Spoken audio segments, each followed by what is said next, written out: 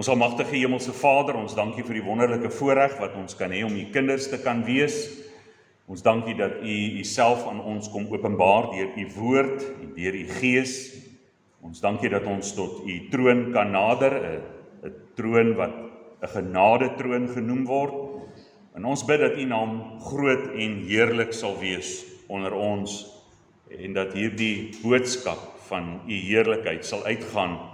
En Here, dat ons as getuies daarvan sal staan en dat ons mense die woord sal gee, sal leer. En dat U ons sal gebruik as instrumente om U kerk bymekaar te maak tot in die uithoeke van die aarde, uit elke volk en nasie, stam en taal.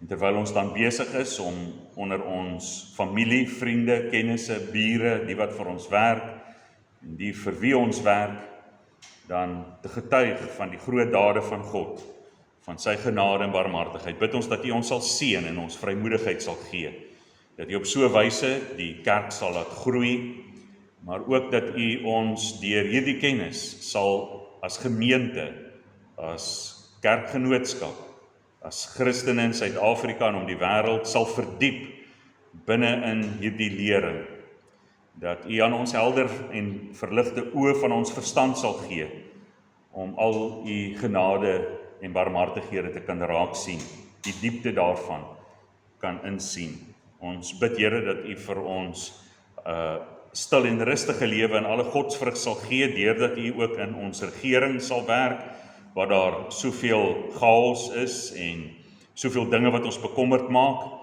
U leer vir ons om vir hulle te bid, want in die tyd van U apostels, terwyl die Romeinse ryk regeer het, was daar ook baie Christene wat gevange geneem is, doodgemaak is, en wat 'n spektakel gemaak is deur vir wilde diere te gooi, hulle aan die brand te steek, en sodoende, Here, was daar 'n oproep gewees dat ons moet bid, dat die gelowiges in daardie tyd, ook in ons tyd moet bid vir 'n stil en rustige lewe, sodat die erediens kan voortgaan en ons kan voortgaan om U heerlike waarhede te verklaar.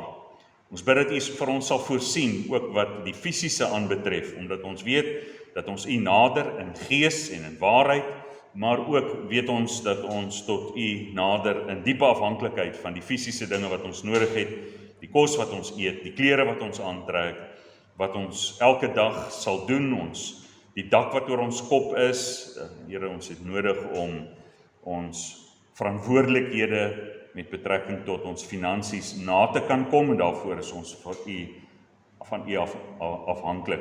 Daarom bid ons vir die gemeente individueel en ons as gemeente gesamentlik, ook wat ons inkomste in die gemeente aanbetref, dat U vir ons ook daarin ryklik sal seën. Ons bid dat U ons ook sal bewaar van die jou sielevyand, die duiwel, wat rondloop soos 'n brullende leeu om te kyk wie hy kan verslind. Ons bid dat U ons sal bewaar van die aanvalle van die duiwel, die aanvalle van die wêreld en ook die sonde wat nog in ons oorbly, naamlik die vlees, en bid ons dat U ons oorwinning daarvoor sal gee, dat ons nie in die versoeking gelei sal word nie, maar verlos sal word van die bose. Ons bid vir elke gemeentelid wat deur moeilike omstandighede gaan, het sy dit finansiëel, het sy dit krisisse by die werk of die familie is, het sy dit siektetoestand is, ons dra elkeen aan U op, en bid dat U genadig sal dink aan elkeen van ons. Ons het in alle aspekte van ons lewe U so nodig, Here, en ons bid dat U in daardie omstandighede vir ons sal sorg en voorsien, soos U ook beloof, om dit vir ons te doen. Inteendeel, U beveel ons om nie bekommerd te wees oor wat ons sal eet, wat ons sal drink en wat ons sal aantrek nie. Maar dis dinge waaroor die heidene bekommerd is. Ons moet eers die koninkryk van God en sy geregtigheid soek. En bid ons, Here, dat U ons dan op daardie weë sal laat wandel om U koninkryk en die geregtigheid elke dag te soek, sodat U naam verheerlik word. Open ons oë, open ons harte vir die lees van U woord, vir die verklaring van U woord en die toepassing van U woord. Hierdie dinge vra ons nie omdat ons dit verdien nie, maar enkel alleen uit die groot genade. In Jesus naam. Amen. Ons skriflesing kom uit Psalm 24. Psalm 24 het 10 verse, ons lees vanaf vers 1 tot en met vers 10. Hoor die woord van die Here. 'n Psalm van Dawid. Die aarde behoort aan die Here en die volheid daarvan, die wêreld en die wat daarin woon. want hy het dit gegrond op die see en dit vasgestel op die strome. Wie mag klim op die berg van die Here, en wie mag staan in sy heilige plek? Hy wat rein van hande en suiwer van hart is, wat sy siel nie ophef tot nietigheid en nie vals sweer nie. Hy sal seën wegdra van die Here en geregtigheid van die God van sy heil. Dit is die geslag van hulle wat na hom vra, wat die aangesig soek. Dit is Jakob, Sela. Hef op julle poorte, ja verhef julle ewige deure, dat die erekoning kan ingaan. Wie is tog die erekoning? Die Here, sterk en geweldig, die Here sterk, die Here geweldig in die stryd. Hef op julle poorte, ja, hef op ewige deure, dat die erekoning kan ingaan. Wie is dan tog die erekoning? Die Here van die leerskare. Hy is die erekoning, Sela. Ons fokusteks, vers 7 tot 10, hef op julle poorte, hef op julle hoofde, o poorte, ja verhef julle ewige deure, dat die erekoning kan ingaan. Wie is tog die erekoning? Die Here sterk en geweldig, die Here geweldig in die stryd. Hef op julle hoofde, o poorte, ja hef op ewige deure, dat die erekoning kan ingaan. Wie is dan tog die erekoning? Die Here van die leerskare, hy is die erekoning, Sela.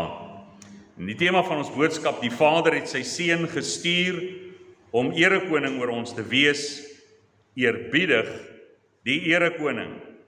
Die Vader het sy seun gestuur om erekoning oor ons te wees, eerbiedig die erekoning. In die vorige psalms het ons gesien, Psalm 22, die lyding van die Messias, hoe die Messias vir ons sonde gelei het, gesterf het, opgestaan het, uit die dood opgevaar het na die hemel. En dan in Psalm 23 het ons gesien die herderlike eienskappe van die Messias. En hier in Psalm 24 die koninklike aspek van die Messias. Nou die Jode het gehou daarvan om te fokus op die koninklike aspek van die koninklike Messias. En daarom is daar mense vandag, soos byvoorbeeld die bekende Joodse joernalis Ben Shapiro, wat sê dat die verwagting van die Jode is dat die Messias 'n politieke leier sal wees. En dit sluit aan by hierdie gedagte dat die Jode in daardie tyd, die Judaiseerders moet ek dit eerder sê, die apostels was ook Jode gewees, die Judaiseerders en tot vandag die ongelowige Jode het dan hierdie verwagting in 'n politieke figuur. En ons het dan gesien Psalm 22 dat hulle slaan oor die lyding van Christus. En as jy die lyding van Christus oorslaan, dan verstaan jy nie die versoening van die Messias, die Christus nie. En daarom mis hulle die versoeningsaspek. So ons kyk eers na die versoening en dan sien ons die lydende Christus vaar op na die hemel, word verheerlik en nou heers hy as koning. En dit is van die koninklike aspek wat Psalm 24 praat.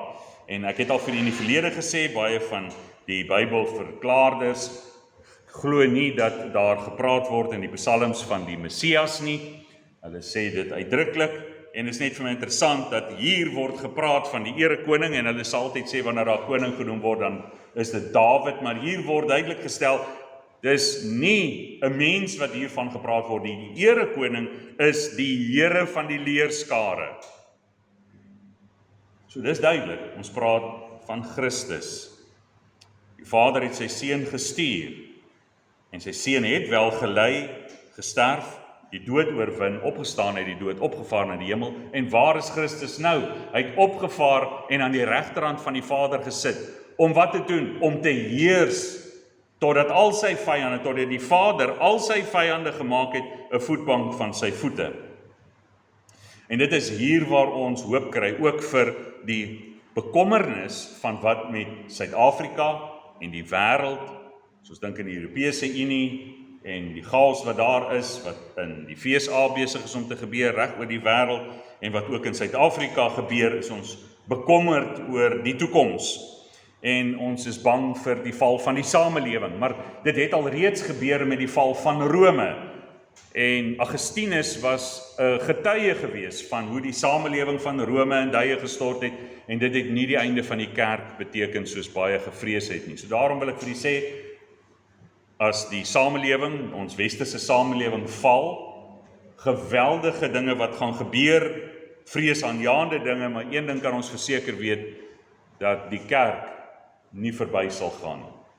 God sal sy kerk in stand hou, om elke keer wanneer daar 'n nuwe wêreldbedeling is, sal die Here in al daardie omstandighede sy kerk in stand hou. En hierdie Psalm getuig daarvan, en daarom gee dit ons hoop. So kom ons kyk na die koning wat waardig is om geprys te word, die Messias, ons verlosser Jesus Christus, soos ons in ons tema sien. God, die Vader, het sy seun gestuur om erekoning oor ons te wees, eerbiedig die erekoning. So die Psalm begin om die Here dan as skepper te prys. Die aarde behoort aan die Here en die volheid daarvan, die wêreld en die wat daarin woon, want hy het dit gegrond op die see en dit vasgestel op die strome. God besit die wêreld, want hy het die wêreld gemaak. En het is interessant dat daar in hierdie poëtiese vorm vir ons gesê word, maar interessant dat die wêreld op die see, dat die aarde op die see gegrondves is. En ek het vir u redelik lank gelede, so ek weet nie wie van u kan onthou nie, dat daar 'n ontdekking gemaak is, 400 myl onder die aarde se oppervlakte, 600 kilometer, is daar die gedeelte wat bekend staan as die boonste mantel en die onderste mantel, het hulle beweer dat daar 2 of 3 keer die hoeveelheid water in die mantel, tussen die twee mantels van die aarde, die buitenste en die binneste mantel van die aarde is, as wat daar in al die oseane, al die damme en riviere van die wêreld, 2 na 3 keer meer daarvan in daardie mantel is, wat dan vir ons nie net poëties gee nie, maar dan moontlik 'n model gee van hoe die wêreld in werklikheid is, gegrondves op die waters, gegrondves op die see. En God het met die skepping gesê dat die droë grond op een plek versamel moes word. Na die vloed is die wêreld dan verdeel en ons vertaling sê die wêreldbewoners het verdeeld geraak, maar die woord is haaretz, kan ook vertaal word met die land of die aarde. En so dis 'n moontlike verwysing na die opbreek van die kontinente. Die rede daarvoor vir mense om daarop te woon, soos Paulus ook dan aan die Grieke gesê het, dat God het die mense oor die aarde versprei sodat hulle die Here kon soek en vind, want hy is nie ver van elkeen van ons af nie. Wie het al hierdie dinge geskep? Die Vader het deur sy seun het hy alle dinge geskep, daarom behoort dit aan hom. En Johannes stel dit so in 1 Johannes, die evangelie van Johannes, verskoon tog 1 vers 3. Alle dinge het deur hom ontstaan, en sonder hom het nie een ding ontstaan wat ontstaan het nie. Die Jode het gedink dat die Here is slegs hulle God, en dat hulle slegs die reg het om in die teenwoordigheid van God in te gaan. Maar Dawid wys deur hierdie Psalm dat die Here besit die hele aarde, en hy besit die volheid daarvan. En omdat God aan hulle verskyn het, die Jode, en hulle geroep het as sy volk uit al die volke, het hy hulle geroep, nie net om hulle God te wees nie, maar sodat hulle 'n getuie kon wees vir al die nasies. Die Here het sy volk geroep om anders te lyk, anders te op te tree as al die nasies op die aarde, en ook om God te dien wat anders is as al die ander gode, die enigste ware God. En die Here het van die begin af verskillende nasies na hom toe getrek. Abraham was verbaas geweest toe hy in Egipte kom en godsvrees onder die farao en sy huisgesin bemerk. En ook het Abraham godsvrees onder die Filistyne gesien, onder Abimelech. Melchisedek, die koning van Salem, was 'n dienaar van God die Allerhoogste. En so kan ons deur die hele Bybel gaan en sien ons oral mense uit verskillende nasies opduik wat die Here dien. Jona het met die boodskap van oordeel na Ninive gegaan en gevind dat die koning van Ninive en die mense van Ninive godsvrees gehad het en 'n gewilligheid gehad het om hulle tot die Here te bekeer, omdat die Here in hulle harte gewerk het. Terug te gaan na die seuns van Jakob, hulle het vir hulle verskillende vroue uit ander nasies geneem. Juda se seun het 'n Kanaanitiese vrou geneem met die naam van Tamar, en ons weet dat die geslag wat vir Juda daaruit gebou is. Josef het 'n Egiptiese vrou geneem, Asenat, die dogter van Potifera, die priester van On. En daar was ook Egiptiese mense wat met die uittog uit Egipteland saam met Israel getrek het. Hulle het ook saam met Israel in die wildernis gerebelleer. Die ouers van hierdie Egiptenare en die ouer garde van Israel wat gerebelleer het en die Here se lyke is verstrooi in die wildernis, maar hulle kinders het saam met Israel in die beloofde land ingetrek en het deel van die volk geword, en Joshua het hulle besny. Die Keniete wat saam met hulle ingetrek het in die land, hulle het 'n groot rol gespeel in verskeie gebeurtenisse in Israel se geskiedenis, en hulle was familielede van Moses se skoonpa Jethro. Ons weet van Rahab die Kanaaniet wat getroud was met Salmon van Juda. Ons ken die verhaal van Rahab. Ons ken die verhaal van Rut die Moabitiese wat getroud is toe met Boas, die seun van Salmon uit Juda. En die man wat Dawid laat doodmaak om sy vrou te vat, Uria, was 'n Hetiet. Die man wat die opsigter oor die ark van die verbond was, Obed-Edom, was 'n diensknegt van Edom. Dawid het die tabernakel opgerig op die dorsvloer van Arauna die Jebusiet. Dis 'n Kanaaniet. En hy het Arauna daarvoor vergoed. So sien ons een van Dawid se helde, Selek, die Ammoniet. So dit was niks vreemds gewees dat daar uit verskeie nasies mense hulle by Israel aangesluit het nie. Maar Israel het op een of ander manier tot die gevolgtrekking gekom, God is slegs hulle God, en hulle alleen het die reg om tot God te nader en niemand anders nie. Dit terwyl die profete baie duidelik gesê het, Jesaja 14 vers 1, want die Here sal hom oor Jakob ontferm en hy sal Israel nog verkies en hulle in hulle land laat vestig, en die vreemdeling sal hom by hulle voeg en hulle sal hulle aansluit by die huis van Jakob. So ook Jesaja 56 verwys twee keer, vermeld twee keer na die vreemdeling wat hulle by Israel sal byvoeg. So kry ons dan verskeie gedeeltes in die woord van die Here. Alhoewel Israel die woord van die Here ontvang het, was hulle dan verantwoordelik om gehoor te gee aan God se bevele. As ons dink in terme van die 3 beste voorbeelde van geloof wat God aan Esegiel gegee het, sê hy dat as Noag, Job en Daniël in sy teenwoordigheid was tussen hierdie goddelose geslag, sou hulle alleen gespaar word. En Noag was nie 'n Jood nie, hy was wel die voorganger van die Jode, maar so ook van al die nasies. Job was nie 'n Jood nie, net Daniël. So die 3 voorbeelde wat God gee van geloofsvoorbeelde, was daar tussen die 3 net 1.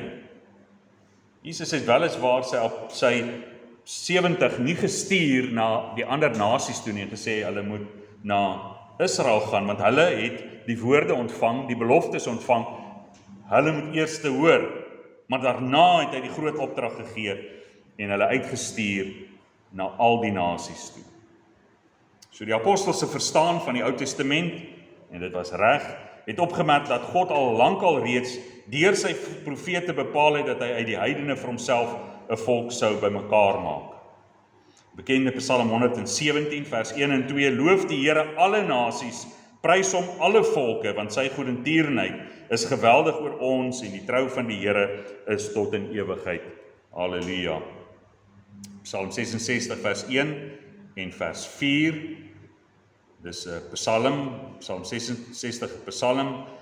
Juig tot eer van God, o ganse aarde. Laat die hele aarde u aanbid en psalm sing tot u eer. Laat dit u naam verhef in psalmgesang Sela. En so kan ons voortgaan. Jesaja 49, Psalm 86 en aan die voorbeelde wat God in sy woord vir ons gee, dat hierdie boodskap moet uitgaan na alle nasies toe. En so hierdie Psalm bevestig dit wanneer hy dan die oproep bring dat die ganse aarde aan die Here behoort. Alle mense sluit dit in, alle nasies. Ons voorouder, een man, een vrou, het in sonde geval en deur hulle alle mense en duisende nasies en volke en tale het uit hulle voortgekom. En toe stuur God sy seun om versoening te bewerk, om mense na Christus te bring. En God is tot vandag toe besig om uit die oorblyfsel van die Jode, gelowiges, en uit elke nasie mense na hom toe te trek. Daarom moet ons versigtig wees om God vir onsself toe te eien, dat hy net ons groepie se God is. Net ons eiendom. En ons kan dit maak, die wit mense van Suid-Afrika sê nee, dis net ons in. Afrikaner, hy's net ons in. En so maak mense die fout om te dink, God is net ons God. En terwyl God besig is oor die ganse aarde. En dis wat oor sosiale media besig is om versprei te word. Daar's weer 'n geweldige oplewing in hierdie wit Britse Israelisme, waarvoor ons versigtig moet wees. Vroeger jare was dit, veral rondom 94 was dit baie berig gewees, en vir een of ander rede is mense nou op en klaar vir al die beskuldigings wat ingebring word teen hulle self en gryp dan hierna. Ons kan deur die duiwel baie maklik opgestook word om na hierdie dinge te gryp. Maar onthou, die hele aarde behoort aan die Here en hy reik uit deur sy gees na sy uitverkorenes uit elke volk, stam, nasie en taal. God het aan sy volk die wet gegee en ons merk op in die wet van die Here, ons het dit vanmôre gelees. Eer jou vader en jou moeder, dan sal jy lank bly leef in die land wat die Here jou God aan jou gee. Israel eien dit vir hulle self toe en dis waar. Maar ons kry iets interessant, dat Paulus skryf in sy brief aan die Efesiërs, skryf hy aan die kinders, wees gehoorsaam aan julle ouers, want hierdie gebod, eer jou vader en jou moeder, het 'n belofte. En hierdie belofte is sodat jy lank mag leef in die land wat die Here jou God aan jou gee. En hy skryf dit aan die Efesiërs, waaronder daar heidene was. Jy sien, so daarom kom hierdie seën. Baie mense sê, nee, die seën van Israel is hulle sin, en die seën van die kerk is die kerksin. Maar ons sien, die seën van Israel kom oor op ons. Daarom noem die skrif vir ons, dat ons kinders van Jakob is, kinders van Abraham is. So watter voorreg het die Jode? Die Here sê, dis groot in alle opsigte, Romeine 3 vers 1 tot 4, want aan hulle is die woorde van God gegee. Hulle is die skriba, die sekretaris gewees, wat moes neerskryf van God en sy woord, die bibliotekaris van God. En dis waar die voordeel eindig. Dit bring nie outomatiese saligheid nie, maar dis wat hulle gedink het. En so wie mag klim op die berg van die Here? En wie mag staan in sy heilige plek? Nie Jood of Griek is geregtig om dit te doen nie. Want ons is almal sondaars. Almal het gesondig en ontbreek ons aan die heerlikheid van God. Paulus sê vir die Jode in die brief aan die Romeine, sê hy, ons het Jode, sowel as heidene, beskuldig dat almal onder die sonde is. So wie mag klim op die berg van die Here en wie mag staan in sy heilige plek? Die tabernakel en die tempel was 'n beeld gewees van die teenwoordigheid van God. Israel het gedink dit is die teenwoordigheid van God. En die Here moes hulle 'n dierles leer in die tydperk van die Babyloniese ballingskap. Is daar deur die profetiese visioen God wat van sy tempel af opstyg, weggaan van sy tempel af, sy teenwoordigheid wegneem. En so hulle het 'n fout gemaak deur te dink dat die tempel is die teenwoordigheid van God. Die vrou by die put van Samaria het vir Jesus gesê, Johannes 4, moet ons hier in Samaria aanbid of moet ons daar in Jerusalem aanbid? En Jesus het gesê, nee, daar kom 'n uur en dit is nou wanneer die ware aanbidders nie hier of in Jerusalem sal aanbid nie, maar dat die ware aanbidders hom in gees en in waarheid sal aanbid. Die blote voorbeeld was die tempel gewees. Want die tempel spreek van Christus. Christus was die tempel. Hy sê, breek hierdie tempel af en ek bou dit in 3 dae weer op. Ek rig dit weer in 3 dae op. Gepraat van die sterwe van sy liggaam en die wederopstanding van sy liggaam. Christus is die tempel. Dit is daar waar ons, as ons na die teenwoordigheid van God kom, die waskom vind, waar Christus ons reinig. Die altaar waar ons Christus sien as die een wat vir ons geoffer het, nie deur die bloed van bokke en stiere nie, maar met sy eie liggaam, met sy eie bloed. Die tafel met die toonbrode waardeur ons gevoed en onderhou word. Christus is die brood van die lewe. Hy is die reukoffer wat aan God die Vader gebede en smeking in die tyd van sy aan sy menswees hier op aarde. En hy het ons ook om leer om te bid deur die Onse Vader gebed. Die kandelaar wat lig gee, Christus is die lig, die kandelaar is sy kerk. So sien ons dat hierdie betekenis in die Nuwe Testament ontvou word. Die voorhangsel, sê die Hebreërskrywer, is sy liggaam wat vir ons geskeur is. En nou het ons die toegang tot die allerheiligste, tot God, tot die troon van genade. Die ark waarop die versoensbloed besprinkel moes word, is Christus. Want binne in die ark is die geheime manna gesit, in die ark is die 10 gebooie gesit, en Christus kom in Openbaring, toe ons die briewe van Openbaring gelees het en verklaar het ons daarin gesien, Christus is die een wat die geheime manna gee. Dis hy wat sy gebooie aan ons gee. Hy is die ark, hy is die tabernakel. En so dit beteken dan, om op te gaan na die tempel, na God se teenwoordigheid, is om deur Christus tot die Vader te nader. Dis alleen die weg waardeur ons kan gaan. Daar is geen ander weg. Daar is geen ander naam onder die heelal wat gegee is waardeur ons tot God kan gaan nie. Slegs deur ons Here Jesus Christus. En hierdie weg is eksklusief, omdat Jesus die enigste weg is. Daarom kan ons nie saam met ander godsdienste, intergodsdienste saamhou nie. Want dit is om 'n vermenging te maak, dit is om ongehoorsaam te wees aan God, wat terwyl hy besig is om alle nasies na hom toe te roep hy hulle deur een weg, en dit is deur sy seun Jesus Christus. Nie deur vele weë, deur vele ander name, Boeddha en Krishna en Mohammed en al hierdie nie, deur een weg, die weg deur Christus. En God skenk dit ons uit sy genade. Anders kan ons nie opgaan na die tempel nie. Anders kan ons nie opgaan na die teenwoordigheid van God nie. Wie mag klim op die berg van die Here en wie mag staan in sy heilige plek? Hy wat rein van hande en suiwer van hart is, wat sy siel nie ophef tot nietigheid en nie vals sweer nie. Dis nie in ons natuur, dis nie in ons wese nie. Ons is sondig. Christus is die enigste een wat hierdie weg gewandel het, en hy lei ons harte tot bekering. Hy lei ons tot 'n nuwe lewe. Hy is die enigste weg waardeur ons tot die Vader kan nader.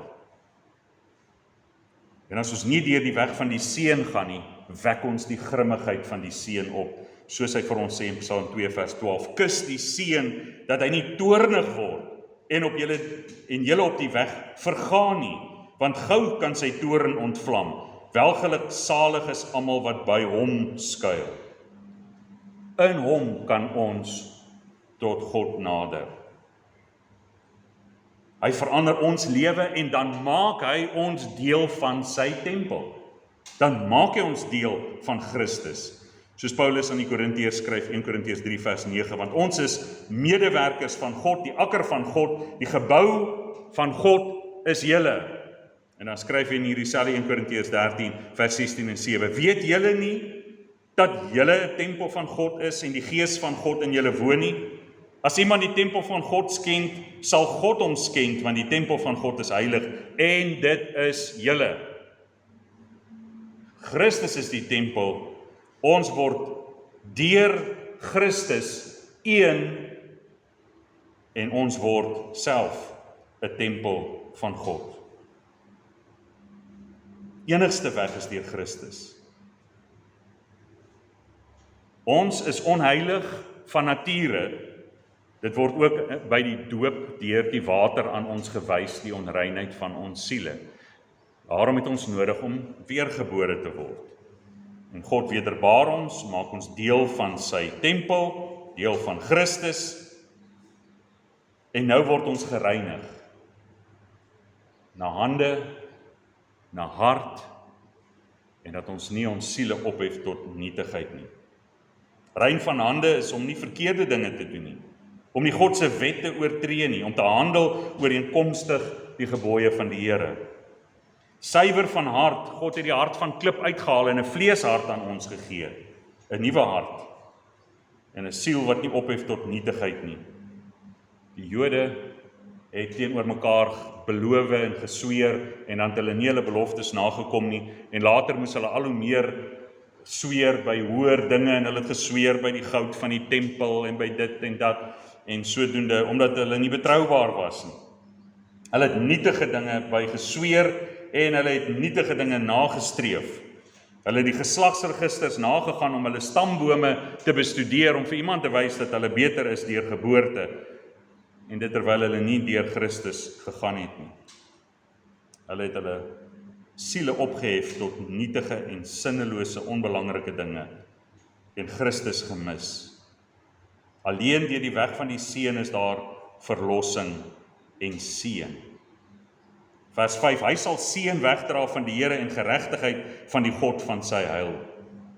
God van sy heil kan ook dan gesê word die God van sy verlossing, of die God van sy saligheid. En God het alreeds aan Abraham gesê, in jou saad sal al die nasies van die aarde geseën word. Slegs deur die seën van God kan ons die seën van God, die verlossing, sy heil ontvang en die geregtigheid verkry. En sodoende is die bevel dan om in sy teenwoordigheid in te gaan, omdat hy ons gereinig het. Nou, deur Christus het ons die toegang tot die Vader. Wie mag opklim op die berg van die Here? Wie mag staan in sy heilige plek? Ek en jy kan, deur Christus. Deur sy genade en nie deur ons verdienste nie. Kind van God, welkom in die teenwoordigheid van God. Welkom om voor God te verskyn. Nie uit onsself uit nie, maar in Christus. Anders, as ons self dit gedoen het, sou ons verdelg word.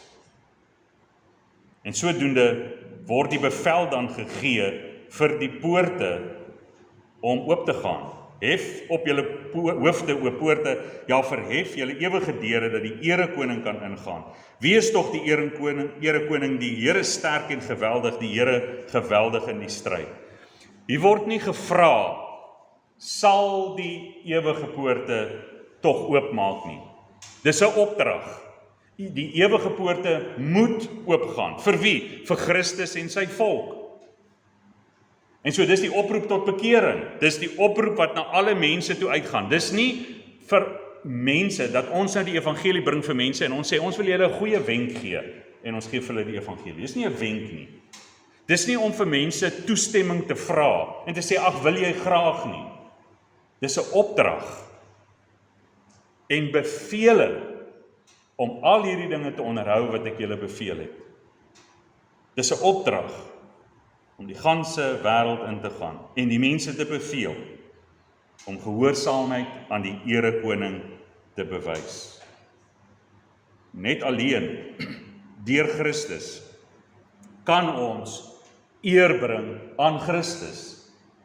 Slegs deur Christus kan ons eer bewys aan Christus en as Christus geëer word, word die Vader geëer en die Heilige Gees geëer. God drie eenheid word geëer wanneer die Seun geëer word.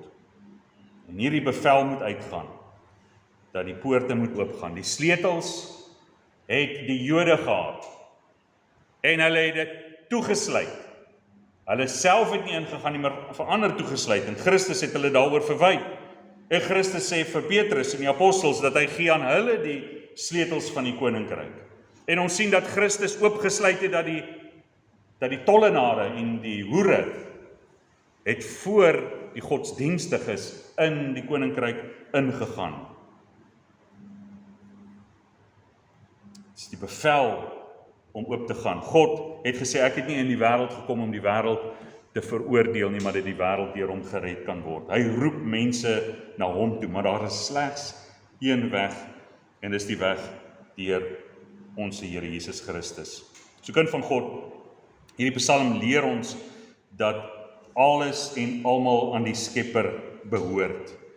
Dat dit nie 'n voordeel van een nasie bo 'n ander is nie, maar dat God sy volk sy uitverkorenes uit al die nasies en stamme en tale van die wêreld bymekaar maak. En Christus is die enigste weg. Ons sal die uitverkorenes ken, dat hulle erkenning gee aan die enigste weg.